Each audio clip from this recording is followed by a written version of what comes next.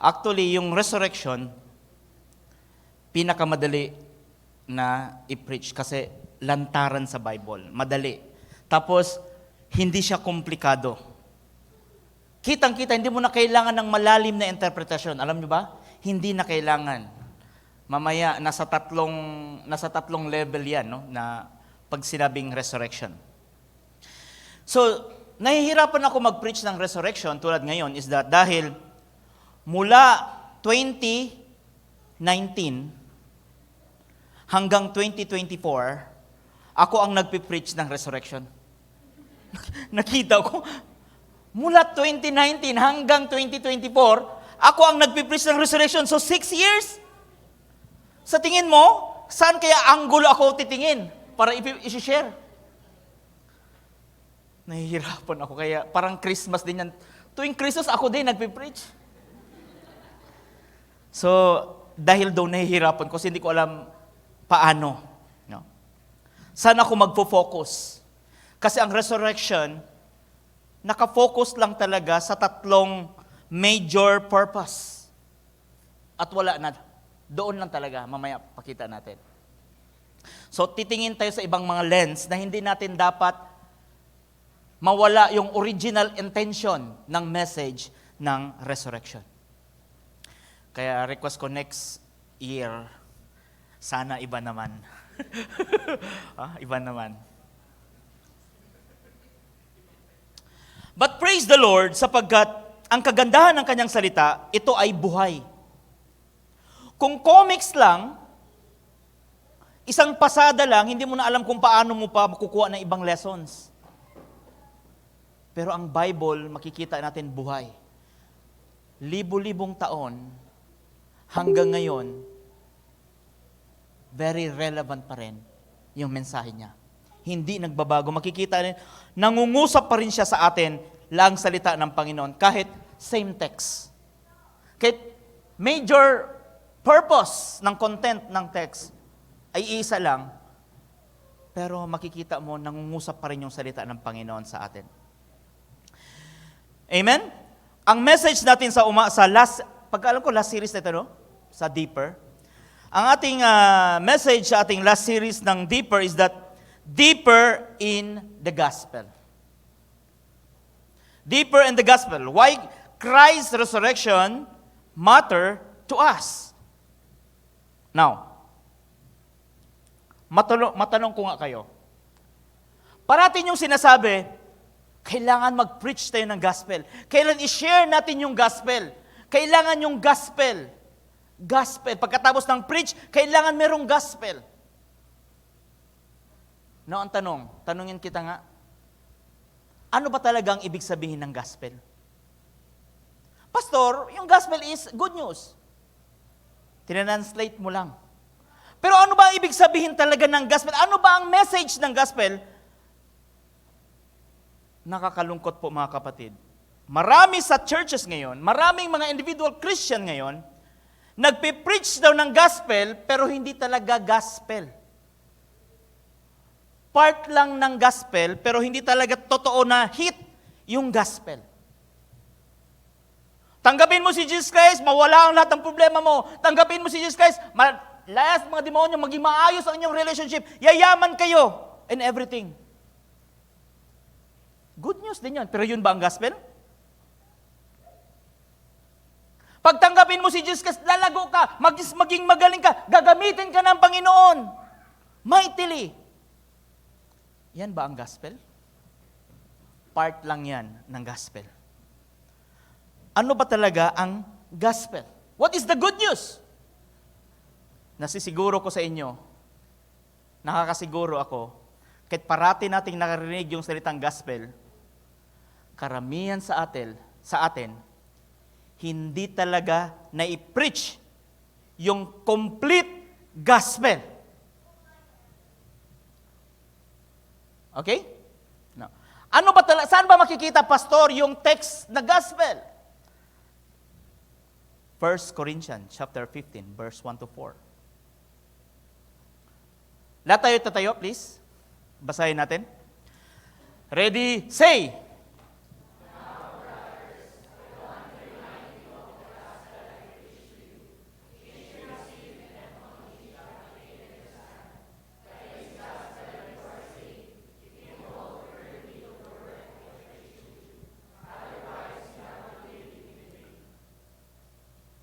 Next.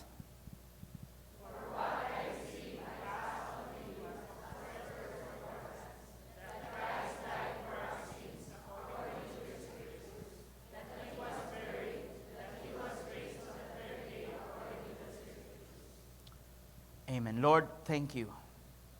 Paintindi mo sa amin, Panginoon, ang iyong salita. The gospel of the first importance. The message of the first importance, Panginoon. We give you praise. In Jesus' name, amen and amen. Kapatid, ang gospel, ang totoong gospel, actually 3 lang. Pero nahati sa 5. Yung 3, yun ang resulta ng gospel, the result of the gospel. The purpose of the gospel. Pero yung gospel, nahati lang yan sa 5 division. 5 division. Ano yun? Doon muna tayo sa text. For what I receive, I pass on to you. Okay? Brothers, I want to remind you of the gospel, yun ang context. I preach to you which you receive, on which you have taken your stand. By this gospel, you are saved. So by this gospel, kayo daw ay naligtas. Ano yun? Verse 3, for what I receive, I pass on to you. This is the gospel. Of the first importance. Napakahalaga. Ano yun? The gospel is this, that Christ died for our sin, according to the scripture. Number 2, Christ died. Pangalawa, for our sins. Pangatlo, He was buried. Pang-4, He was raised on the third day. At ang pang-5, according to the scriptures. So ang gospel pala ay nahati sa 5 division. Christ died for our sins. He was buried. He was raised on the third day according to the scripture. At ang result, by this gospel, you are saved. Now, kung hati-hatiin natin ito, nahati dyan yung Christ died, next. Hindi ko pala naisulat. Yung Christ died kasama yung incarnation. So, kung hindi siya mamatay, kung hindi siya nabuhay. The death, incarnation, naging tao si Jesus, nung ipinanganak si Jesus Christ. Yun ang tinatawag na, yung Christ died, doon nakapasok yung incarnation of Christ. Second, for our sins, doon napapasok yung ministry ni Jesus Christ. The passion, the arrest, the trial, the suffering, and finally, His execution by the crucifixion. Doon yun papasok for our sins, ministry. Pangatlo, He was buried. So doon papasok yung descended into the place of the dead, descended into hell. Doon na papasok yung sa He was buried. Verse 4, He was raised on the third day. Ito yung tinatawag na resurrection, ascension, and then second coming. Kasama yan sa resurrection. So ang resurrection, ito yung nasa gitna. Kapatid, ang resurrection is the foundation of our faith. Okay? According to the scriptures, so lahat ito ay according to the scripture. And then by this gospel, you are saved. So itong resurrection, ito yung ating foundation. Ito yung nagpapatunay na totoo si Jesus. Ang Christmas, makikita natin ito yung promise ng Panginoon. At ang resurrection, ito yung proof na patunay na ito si Jesus ay totoo. That's why sabi ni Apostle Paul, without resurrection, Christianity is a joke. Walang kwenta. Mas mabuti pa tayong umuwi, manood ng sine, magtrabaho, okay na. Kung ang resurrection, hindi totoo. Kadalasan po mga kapatid, ang ating gospel na sinishare, doon lang napunta sa Christ died and for your sins. Alam mo ba, si Kristo namatay para sa iyong kasalanan. Yes, gospel yun. Pero hindi yun kumpleto na gospel. Di ba? Sino sa inyo nag-Bible study, nag-preach about resurrection? Kaya binago ko na ngayon. Sa Bible study ko sa ating lesson 1, sa bandang huli, Sinasabi ko, naniniwala ka ba si Kristo namatay sa'yo? Opo. Naniniwala ka ba na hindi mo kayang iligtas sa iyong sarili? Namatay ka ba? Naniniwala ka ba na namatay si Kristo para sa iyong kasalanan? Opo. Naniniwala ka ba na the third day He rose again from the dead? Opo. Kasi ito yung nagpapatunay na totoo ang iyong pananampalataya. Isinama ko yung resurrection. Now, hindi ibig sabihin kulang yung ating Bible study. Kompleto kasi series yun eh. No? Naka-series yun, dahan-dahan pa unti-unti. Pero, napapansin nyo ba sa inyong mga Bible study and everything, kailan nyo sinasama yung resurrection, kung gaano kahalaga yung resurrection? Di ba hindi natin naisama? Kailan nyo huling na-preach resurrection? Sa inyong Bible study, kailan nyo nasabi, alam mo, pag nag-devo ka about the resurrection, the power of resurrection, wala. Ito, kailangan mo mag-devo, kailangan mo everything. And kung walang resurrection, the power of resurrection, lahat yung ginagawa, walang kwenta. So what, Pastor? Ito ang ating pag-uusapan ngayon. Ano ba ang resurrection?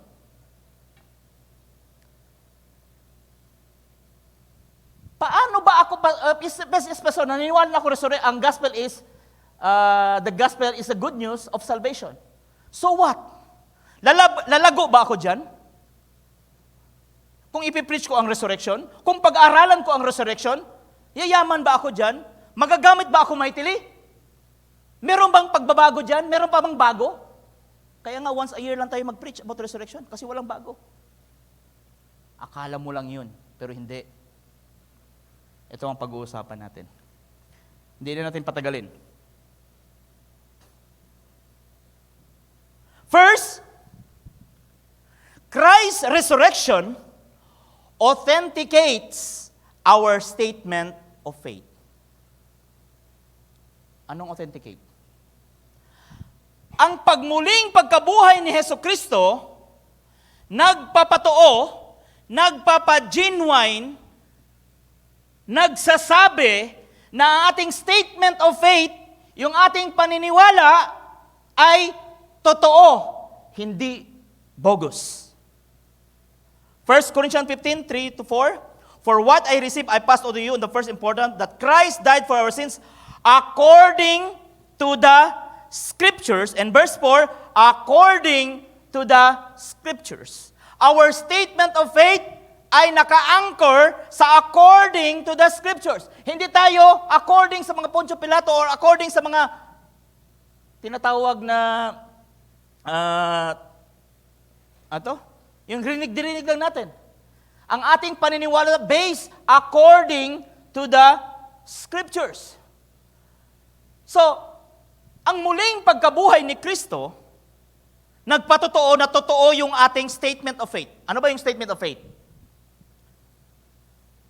Sandali, baka nagkukwento ako dito tapos hindi nila alam kung ano yung statement of faith. Ano ba yung statement of faith? Ang statement of faith, kapatid, yun ang ating basehan na tayo ay Christian. Tayo ay totoo. Tayo ay nasa totoong church. Kaya pag pumasok ka sa ibang simbahan, tanungin mo, ano ba ang statement of faith ninyo? Ano ba ang pinapaniwalaan nyo? Yun ang statement of faith, ha? The Trinity, the Triune God, salvation by grace alone, by faith alone, according to the Scripture alone, through faith alone. Ano pa? For the glory of God alone. By the Scripture alone. So yun ang ating statement of faith. Pag pumasok ka sa simbahan, pwede mo ko bang makita ang statement of faith mo? Hindi. Yun. So yun ang ibig kong sabihin na statement of faith. Now, first, Christ's resurrection authenticates our statement of faith. First is that validates Jesus' claims. No? Nagpatotoo sa claim ni Jesus that his identity, that He is the Son of God. And Jesus Christ our Lord was shown to be the Son of God when God powerfully raised Him from the dead by the means of the Holy Spirit. So, sa muling pagkabuhay ng ating Panginoon, nag-validate sa Jesus Christ is the Son of God, ang kanyang identity. Pangalawa, Jesus Christ is God. So sa muling pagkabuhay ni Jesus Christ, nagpapatunay na totoo ang kanyang claim that He is God. We know also that the Son of God has come and has given us, na ang context dito ay tungkol kay Son of God, si Jesus, has come and has given us understanding so that we may know Him, Jesus pa rin, who is true, and we are in Him, referring to Jesus, who is true being in His Son, referring to Father, Son Jesus Christ, He is the true God and eternal life. No, bakit napakahalaga itong identity ni Jesus Christ as God? Kasi sa unang panahon, hanggang sa panahon natin, very popular yung theology ng Arianism. Ano yung Arianism? Arianism, ito ay nagtuturo na si Jesus Christ ay hindi Diyos, kung hindi tao lang. Meron ba kayong alam na theology na si Kristo ay tao lang? Pangalawa, itong Arianism, nagtuturo din na si Jesus Christ, hindi siya kapantay ng Diyos. Mas makapangyarihan ang Father at si Jesus Christ ay second in command lang. Merong hierarchy. Yan ang turo noon. So, makikita dito na napakahalaga yung resurrection sapagkat napatunayan natin na si Jesus Christ talaga ay totoong Diyos. Na totoo yung claim niya. Na alam niyo, sa unang panahon, bago pa lang ako Christian, mahilig ako magbasa ng Bible, binabasa ko talaga. Nabasa ko na ang Bible from cover to cover, nung bago pa lang ako Christian, matagal na. At ngayon, ako ay nag-devote ulit, nabasahin ko ang Bible, that's why basahin ko ang Bible 10 chapters a day. No? So, habang binabasa ko ang Bible, according sa aking lens, makikita ko talaga si Jesus Christ ay tao. Tao talaga siya. Not until nakilala ko talaga ang Scripture. Sa pag-aaral. Yes, tao siya, pero Diyos din. Meron din nagsasabi na talagang Diyos. Now, yon ang napakahalaga sapagkat pag hindi mo alam na si Jesus ay God, alam niyo ba makikita ko sa YouTube, marami ng mga Christian evangelical ay umaalis sa kanilang pananampalataya at thinking nila, tinatanggap nila yung katuruan ng Arianism na Jesus Christ is not God. Jesus Christ is a demigod, maliit na Diyos. Jesus Christ ay Diyos pero hindi kapantay ng Diyos. Yan ang turo ng mga Arianism. Now, so ang resurrection, nag-authenticate sa ating state of faith that Jesus Christ is the Son of God, Jesus Christ is God. Pangatlo, that authenticates that the Word of God and the Gospel is true. Na ang ating sinishare, ang ating pananampalataya na base sa Gospel ay totoo. Bakit? Because of the fulfilled prophecy. No? Napakarami sa Isaiah, sa Micah, Jeremiah, Isaiah, Zechariah, Psalm, Isaiah and Psalms, madami patungkol sa tinatawag na prophecy tungkol kay Jesus. Kung paano siya mamatay, sino ang mag-trader sa kanya, saan siya ipanganak, lahat yun natupad. So nang muling nabuhay si Jesus, nagpapatunay na yung gospel, yung ating hinahawakan ngayon, ay totoo. No, bakit? Ayon sa ibang religion, ang highest authority is the church. Yung tradition, second lang yung gospel. Sa iba namang religion, merong Bible at meron pang isa. The Book of Mormon. At meron pang iba. Sa iba, or yung Watchtower sa Jehovah's Witness. Pasugo, and everything. So ang Bible, hindi siya sola scriptura. Kung hindi, meron. So napakahalaga yun. That the Word of God is true. The Gospel is true.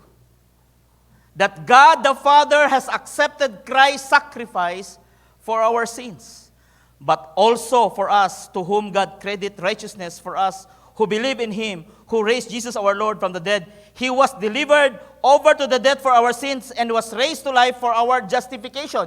Sinabi sa Bible, dahil sa muling pagkabuhay ni Jesus Christ, tinanggap ng Ama ang offer ni Jesus Christ, at sinabi sa Bible, we be made righteous, at ang tawag daw doon is, we are raised to life for our justification. Now, ang muling pagkabuhay ni Jesus Christ, nagbibigay sa atin ng total justification. Ano ba ibig sabihin ng justification according to sa Romans 4:24? Ang justification, ibig sabihin, nang tinanggap mo si Jesus Christ as your Lord and Savior, na-authenticate ito ng muling nabuhay si Jesus Christ, dahil totoong muling nabuhay si Jesus Christ, you are justified. Sabi sa Bible, ang justified is that ginawa kitang banal. God declared you righteous. The word justification means just as if I'd never sinned. Ano daw? Parang wala kang ginawang kasalanan. That's why God declared you righteous. Yun ang ibig sabihin ng justification. Kailan nangyari daw? Sa muling pagkabuhay ng ating Panginoon. Kung namatay si Jesus Christ, kung pinako si Jesus Christ, you are justified? Hindi. Kailan ka na-justified? Yung muling pagkabuhay ng ating Panginoon. Palakpakan po natin, kapatid. That's why napakahalaga yung resurrection. Kasi ito ay nagpapatotoo that our total justification ay nanggagaling sa ating Panginoon. Now, tingnan nyo mabuti. The word justification, God declares you righteous. Hindi yung pastor ang nagsabi sa'yo, okay, banal ka na. Wala ka na kasalanan. Hindi yung priest ang nagsabi sa'yo, or prophet, or apostles. Kung hindi, God Himself. Mahirap bang paniwalaan yun? Hindi ka maniniwala dyan kapag hindi mo alam yung statement of faith mo. Mahirap ipagkalat na ako ay banal sa presensya ng Panginoon na hindi banal sa tao. Kasi sa tingin ng asawa mo, hindi ka pa rin banal. Tingin ng kapatid, hindi ka pa rin banal. Pero sa mata ng Diyos, ikaw ay naging banal. By this will, God declares you holy. The word holy means hagios. Diyan yung nasalitang saint. Alam niyo ba, pwede ako magpatawag na Saint Marvin? Huwag na lang, baka batuhin tayo. Yun po ang ibig sabihin ng justification. Christ's resurrection is my total justification.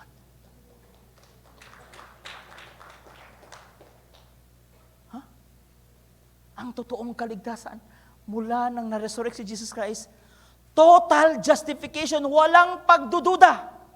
Hindi mo pagdududahan. Diyos na yan, pagdududahan mo pa? Ang yabang mo naman. Ang Diyos na nag-declare sa'yo na you are justified by faith. Romans 5, Romans 8, Romans 6, Romans 4. Tapos pagdududahan mo pa? No. Sunod. Authenticates our statement of faith that our faith is true. Ang ating pananampalataya ay totoo. And if Christ has not been raised, your faith is futile. Kung hindi daw na-resurrect si Jesus Christ, ang iyong pananampalataya ay walang kabuluhan. You are still in your sin. At tayo ang pinakakawawang tao sa lahat ng bagay. Ano ito? Ano itong message ito sa akin, Pastor? Ano yan? Kapatid, ibig sabihin, yung pananampalataya mo, kung bakit ka nandirito, totoo yan. Totoo yan. Hindi tayo binubola ng Panginoon. Ha? Hindi mo dapat pagdududahan. Hindi tayo nagluluko-luko lang, parang, tawag nito, para mainganyo lang ng mga tao. Lalapit kayo, magparami. Hindi. Nandirito tayo dahil totoo yung ating pananampalataya. Okay? So ano naman ngayon yan kung totoo yung ating pananampalataya? Kung totoo yung ating pananampalataya, ibig sabihin, hindi sayang yung pagsimba mo. Hindi pagsayang yung pag-aaral mo sa salita ng Panginoon.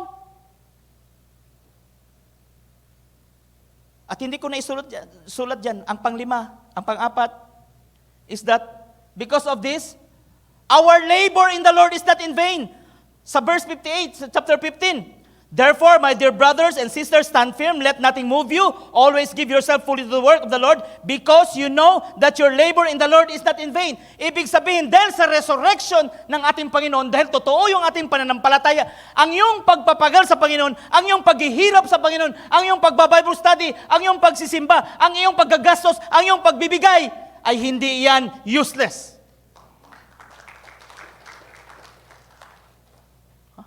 Minsan parang kulang na lang, magmamakaawa ang inyong jail group. Magsimba na kayo. Magpunta na kayo. Parang utang na loob pa namin. Parang utang, please, ba't walang tao? Parang utang na loob pa natin. Kaya pinapakain pa natin. Kung ano-anong sinagawa natin, sayo-sayo tayo. Ano pang gawin natin? Mga magandang decoration para maengganyo lang. Utang na loob pa natin. Pero, dahil naintindihan mo na tama yung ating pananampalataya, dahil si Jesus Christ na resurrect, yung paghihirap mo, yung paggasto-gasto mo, pakita mo sa Jollibee, minsan Starbucks, depende sa sinong itsura dalhin mo. Pag young people, pag estudyante, pwede na yan sa dito turo-turo. Pag medyo professional, Starbucks. Mas magastos, di ba? Kami ganun minsan. Ano sinang Bible study natin? Teacher, Starbucks na naman ito. Ay, estudyante, pwede na yan doon sa center. Masama ba yan?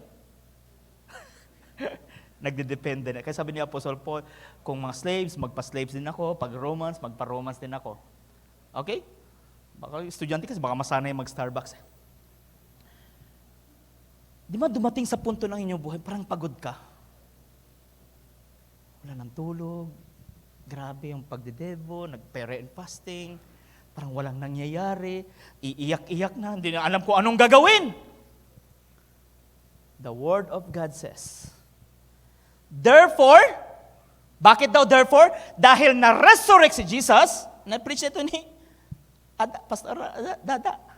Dahil sa pag-resurrect ni Jesus Christ, therefore, my dear brothers, stand firm. Bakit stand firm? Kasi mahirap. Let nothing move you. Kasi nakakapagod. Kasi nakakadismaya. Pag Bible study mo, pinakain mo, marami. Pag papuntahin mo sa church, pag Bible study, wala. Nakakadismaya, nakagastos. Stand firm, let nothing move you. Always give yourself. Give pa rin daw. Pong? Give pa rin daw. Kahit pagod na. Give yourselves fully. Part-time na ba? Fully daw. Lahat ng best effort. Kahit yung people lang yan, mukhang hindi pa nakakaintindi, sige lang, ibigay mo pa rin daw. Dahil daw sa work of the Lord, dahil part yun sa work of the Lord, maliit man yun malaki, but because it is the work of the Lord, your labor is not in vain. Hindi pala yan, pag praise and worship, yan, siguro, grabe siguro talaga ang gift yan, grabe siguro ang reward yan. Pero pag magwalis-walis yan, wala yan. Pag mag-invite, wala. Pareho lang. Basta labor in the Lord. Palakpakan po natin ang Panginoon. Ano daw? First, it authenticates our statement of faith. Let nothing move you. Kasi totoo yan, kapatid. Pangalawa, Christ's resurrections assures our victory over sin. Ano daw? Ang muling pagkabuhay ni Jesus Christ, yun daw ang nagbibigay sa iyo ng kapangyarihan para ma-overcome yung kasalanan. Bakit sinabi natin sa Romans 8:11? And if the Spirit of Him who raised Jesus from the dead, yung Spirit daw, the Holy Spirit, that Jesus, dahil sa Spirit na yun, who raised Jesus from the dead, is living in you. He who raised Christ from the dead will also give life to your mortal bodies because the Spirit who lives in you. Ano pa? First Peter, be the God, the Father of our Lord Christ, according to His great mercy. He has caused us to be born again by the living hope through the resurrection of Christ Jesus from the dead on the inheritance that is imperishable, undefiled, and unfading, kept in heaven for the joy. At verse Romans 6:4, as Christ was raised up from the dead by the glory of the Father, even so we also should walk in the newness of life. Now, ang context dito niyan, kapatid, ganito. Ang Romans chapter 6 ay speak about the illustration of water baptism, di ba? Yan ang Romans chapter 6. At chapter 5, it speak about na slave tayo sa kasalanan. So, slave tayo sa kasalanan daw dati, kaya ang mga tao daw dati, gusto kong bumait pero di ko magawa. Iyan daw. Kasi slave siya ng kasalanan, di ba? Gusto mong bumait pero di mo magawa. Bakit? Kasi slave ka sa kasalanan. Pero nang tinanggap mo daw si Jesus Christ, nang muling nabuhay si Jesus Christ, ngayon daw, yung same power na nagbuhay kay Jesus Christ, yun daw ang same power din na ibinigay sa'yo upang makabuhay ka, upang mamuhay ka na mayroong kabanalan. Naintindihan nyo ba? Na ang power ng muling pagkabuhay na Jesus Christ, ang foundation of our faith, yung same power daw, yun ang nagbigay sa atin para makabuhay tayo ng kabanalan. Therefore, kung gumawa ka ng kasalanan, hindi dahil ako'y tao lamang, because you choose to commit sin. You choose to commit sin, sapagkat you are no longer slave to sin, meron ng Holy Spirit sa'yo, makapag-desisyon ka na, makapagturo sa'yo, tutulungan ka to live a holy life. Therefore, hindi mo daw dapat igawing dahilan sapagkat ako ay tao lamang. Dati yun. Chapter 4, chapter 3, chapter 3, chapter 4, chapter 5. Pero sa chapter 6, hindi na daw. Kasi yung resurrection, nagbigay sa iyo ng kapangyarihan pamumuhay. No, nahihirapan ka bang mamumuhay ng merong kabanalan? Nahihirapan ka ba, Lord, ayoko ng ganito. Sinong gusto sa inyong sarili?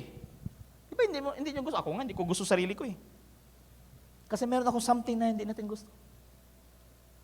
Pero daw, dahil ang Holy Spirit, kapag magdesisyon ka, natutulungan ka, at i-commit mo ang iyong sarili na ang Holy Spirit nagkikilos sa iyo, kapag ipinasok mo ang Holy Spirit sa iyong buhay, hindi mo nilagay lang sa isang sinarado mo, kundi siya ang mamumuhay sa iyo, posible kang magkaroon ng buhay ng victorious. Di ba tayo mga Christian, kapag nagawa ng kasalanan, grabe yung struggle. Or bariwala lang. Or mani-mani lang gumawa ng kasalanan. Magdududa ka na kung madali lang. Pero grabe yung struggle. Grabe, Lord. Nagkasala na naman ako. Gusto ko na mamatay. Ako lang ba nakakaintindi ito? O yung totoong Kristiyano lang nakakaintindi sa pinagsasabi ko? Same power. So kapatid, ang the Holy Spirit, ng pagkamuling pagkabuhay ng ating Panginoon, same Spirit nagbigay sa atin to live a holy life. Napakahalaga yung resurrection ng ating Panginoon. Nag-struggle ba kayo sa inyong mga kasalanan? Kapatid, ask the Holy Spirit. Ask the Spirit of God because that Spirit, the same Spirit na muling nagpabuhay ng Panginoon. And sabi ng Panginoon, the Spirit, the power of the resurrection, yun daw ang magbigay sa atin ng kapangyarihan to live a holy life. Di ba kayo natutunan nun? Christ's resurrection assures our victory over sin. Makikita niyo yung continuity sa chapter, sa ating point number 1, nang naligtas tayo, hindi tayo pinabayaan ng Panginoon. Dahil sa resurrection, naligtas tayo, hindi tayo pinabayaan ng Panginoon. Binigyan pa tayo ng Holy Spirit paano mamumuhay ng kabanalan. See, hindi siya automatic. Sinamahan tayo ng Holy Spirit. Third point. Christ's resurrection authorizes us to share the gospel with great power.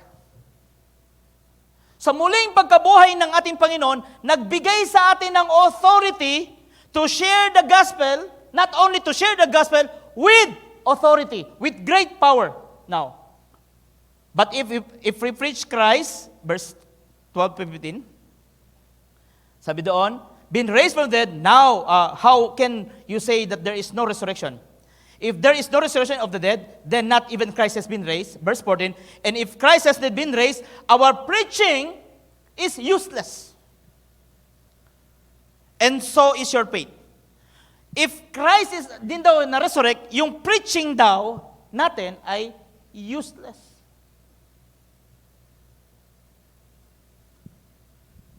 Kung ibaliktad natin, dahil totoong nabuhay ang ating Panginoon, nagbibigay sa atin ng authority na hindi tayo mahihiya mag-share ng gospel sapagkat ang ating preaching ay hindi useless at binigyan tayo ng kapangyarihan, binigyan tayo ng authority to share the gospel with great power.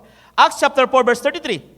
And with great power, the apostles were giving their testimony to the resurrection of the Lord, and great grace was upon them all. See? With great power, nag-share sila ng gospel. Now, ang tanong ko, be honest lang, sino sa inyo dito ang nakapag-share na ng gospel? Kung wala, bakit? Hindi nyo ba alam na binigyan kayo ng authority? Tapos na, isi-share nyo na lang, nagtrabaho na ang Panginoon, tapos na, kaya sinabi niya, it is finished. Sobrang tamad naman natin, magsabi na lang, ayaw pa natin. Di ba? Magsabi na lang, ayaw pa natin. Now, tingnan nyo mabuti. Gospel, ang Greek name ng gospel is evangelion. Ibig sabihin, good news. Ano yung good news? Jesus Christ died for our sins. And then, buried, resurrected, according to the scripture. So the gospel is Jesus Christ Himself. Now, yung Jesus Christ na yan, yung gospel about Jesus Christ, yun ang good news. Evangelion ang tawag niyan. Pero sa Bible, meron din tinatawag na evangelizomai. Ibig sabihin, evangelism. So itong good news na alam mo about Jesus, kapag isi-share mo yan, ang tawag dyan evangelism, ang tawag sa Greek, evangelizomai. Okay. Or to preach, or to tell the good news, or to evangelize. Now, the gospel, evangelion, pag isi-share, evangelism, at sino yung bearer? Christ bearer, good news bearer, the gospel bearer. Sino ang tawag niyan? Ang tawag niyan, evangelizo. Evangelist. Okay. Ako, evangelizo, evangelizomai, evangelize. Ang isi-share ko yung good news, evangelion. Ano yan, pastor? Diyan natin nakuha yung salitang evangelical. Evangelicals. Ano ibig sabihin ng evangelical? Evangelicals who believe the gospel, who preach the gospel. Kung hindi ka nag-share ng gospel, hindi ka evangelicals. Hindi ka evangelical. Ganyan lang. Ngayon, naintindihan niya kung anong tawag sa atin. Kaya, sa aking sa wedding certificate ko namin, ang religion na kasulad yun, ano? Alam mo? Baka pwede nyo itong gayahin. Evangelical Christian. Hindi ko sinunod born again or Christian. Ang inilagay ko doon, evangelical Christian. Bakit? Naintindihan ko ano ibig sabihin ng evangelical. Now, ang tanong, ang Jamsi Las Piñas ba, Jamsi Manila, evangelical? Ngayon, alam niyo na kung ano ibig sabihin ng evangelical. Evangelion, evangelizomai, evangelizo. Saan ka doon? At dahil doon, nagbigay sa atin ng authority to share the gospel. Hindi pa ba kayo nag-share? Kulang pa. Ebang ka pa lang. Dapat evangelicals. Okay, ngayon, alam niyo na kung ibig sabihin ng evangelicals. And lastly, Christ's resurrection affirms our future resurrection. Hindi naman bago sa amin na, siyempre, wala naman talaga bago. Yun bang ibig sabihin talaga ng alang mag-invento ako ng mag-invento ako ng gospel, ng message. Yun naman talaga ang gustong sabihin. Kaya sinasabi ko, nahihirapan ako kasi paulit-ulit lang yan. Christ's resurrection affirms our future resurrection. Ito'y nagpapatotoo na death is not final. 54 verse 54, when the perishable has been clothed with the imperishable and the mortal with immortality, then saying that is written will come true. Death has been swallowed up in victory. Where of death is your victory? Where of death is your sting? Ang muling pagkabuhay sa ating Panginoon, nagsasabi na death is not final.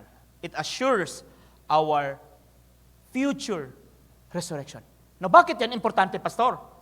Although parati ko yan naririnig. Alam niyo ba, hindi pa rin nagbabago. 95% pa rin sa buong mundo. Ilang billion ba tayo? 3? 7? Ha? 7 billion? Sa 7 billion, 95% pa rin may takot sa kamatayan. Fear of death. So napakahalaga itong gospel sapagkat 95% sa buong mundo may takot sa kamatayan. Ano bang takot? Bakit ang tao ang takot sa mamatay? Because fear of the unknown. Pag namatay ako, saan kaya ako pupunta? Hindi ko alam kung saan pupunta. Baka ilagay ako dyan sa nicho, medyo mainit. Ate, lagyan mo ng bubong. Parang takot ako sa dilim. Parang mahirap. At baka pupunta ako sa impyerno. Kaya ang higit sa lahat, bakit ang taong takot mamatay? Because the fear of hell. Kahit gaano katapang ang tao, may takot pa rin sa impyerno. May takot sa kamatayan. Naalala ko yung father ko. Sabi ng father ko, Inday kasi nanay ko. So, Inday, parang hindi ako makahinga. Mamamatay naman yata ako. Sabi niya, in Jesus' name. Huwag ka nga magsalita ng ganyan. In Jesus' name. See? Kahit dito, pag nag-uusap tayo ng kamatayan, parang tabu sa atin, parang nakakatakot. Pag nagsabi ako, muntik na ako mamatay, parang in Jesus' name. No, knock. Katok. Ayaw natin. Bakit? Ito yung nagpapatunay kahit Christian tayo, takot tayo sa kamatayan. Walang kahit na taong matapang takot sa kamatayan, takot sa impyerno, nagtapang-tapangan lang yan. Kahit sundalo, takot pa rin yan. Na isang araw, isang sundalo nalasing, umuwi, nag-tricycle. Sa sobrang kalasing niya, nabangga niya yung shell.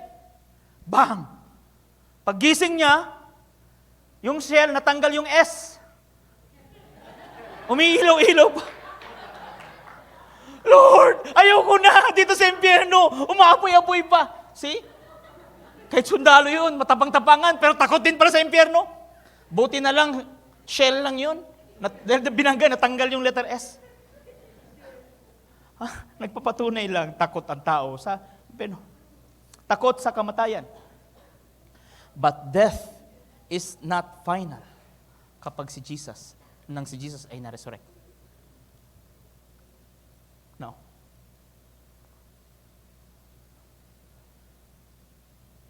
Nakalimutan ko tuloy. Sa sobrang joke.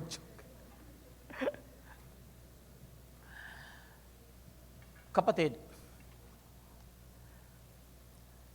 hypocrite siguro pag sinabi kanina, meron nung sabi kanina, hindi na tayo takot sa kamatayan. Ikaw ba yung nagsabi? Yung totoo! Ngayon, alam natin, sinong dito ang magsabing malakas na loob na hindi takot sa kamatayan? Taas ang kamay? You are hypocrite. Alam mo mga apostles takot sa kamatayan? Ayaw, iiwas ka eh. Even sa pagkataon ni Jesus Christ, Lord, if you're not, you'll be done. Pero totoo ang sinabi mo. Dagdagan ko lang. Ang mga apostles, ang mga believers, hindi takot sa kamatayan itself, but the process of death. Ano yung process? Si Jesus takot doon. Bakit? pahiya siya, alam mo, King of Kings, hubaran siya. Parang, alam mo, dahil tao, sa panahon na yun, blasphemy yun eh. Hubaran ka, tapos ito-torture ka, masakit yun. Di ba kung mamamatay ka, dahan-dahan ka, o gigilitan, o kaya sa hospital ka, magkano na ang bill dyan? 100, ha? Okay, grabe naman yan, magkano na? Yun ang kinatakutan mo, but kamatayan itself, hindi. Ganon ang mga apostles. Takot sila sa proseso ng kamatayan, kaya totoo din yung sinabi. Ha? So ayusin natin. Ang Kristiyano ba takot sa kamatayan? Sa proseso ng kamatayan. Pero not the death itself.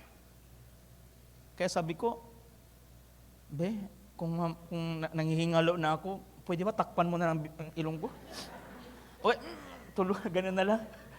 O kapag mayroong mga abusay, ganun, iniisip ko, magdala na ako ng granada siguro dito.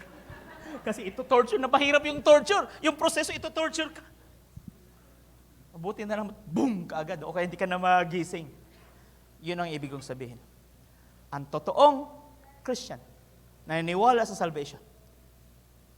Sabi ni Apostle Paul, where of death is your victory? Where of death is your sting? Ano, sting yung kwan ba? Yung sakit. Sting. Wala na. Wala na siyang, sa Bisaya pa, wala nang gahom. Pero dahil hospital, medyo bayaran. Doon tayo natatakot sa proseso. Next year, 50 na ako. 60, 70, 80. Ganun na. Doon tayo kinatakutan. But not death itself. Death is not final. John 14:19. Before long, the world will not see me anymore, but you will see me because I live. You also will live.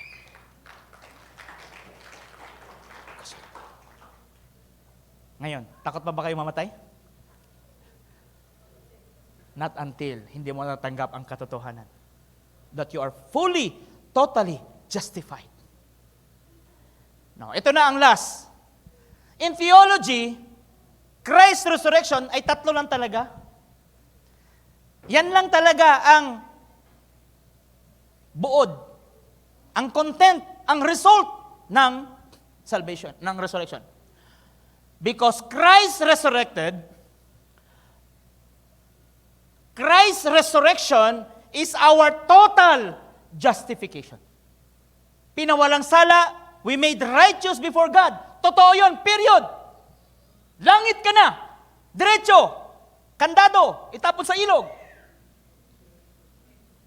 Justified. Sino nagsabi? God Himself.